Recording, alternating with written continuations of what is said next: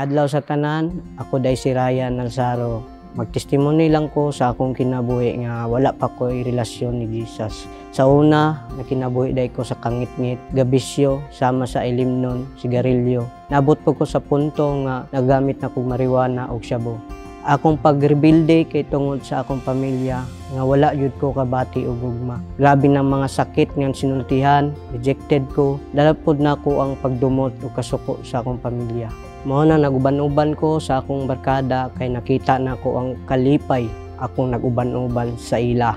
Pero katong nadakpan akong barkada tungod sa droga, nakanaon na ko nga basin ako pod madakpan. Sukad ato, nagingon ko sa akong kagulingon nga magbag-o na ko.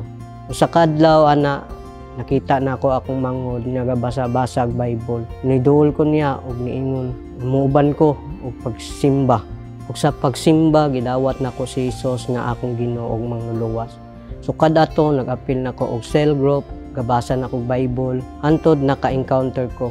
Dadto na ko na mas nailan ang Ginoo kung kinsa siya sa akong kinabuhi. Ug didto na ko naibal-an nga gihigugma ko ni Jesus ug gidawat ko niya bisan grabe pa nako kahugaw. Gitanggal ni Lord ang gana sa tanan bisyo. Napasaylo nako ang pasakit sa kuha. Karon ang akong kinabuhi gawas nun. Maay na among relasyon sa akong pamilya ug usab na pud ko ka leader diri sa church ug disipulo na pud ko og mga tao. Dalaygon ng Dios.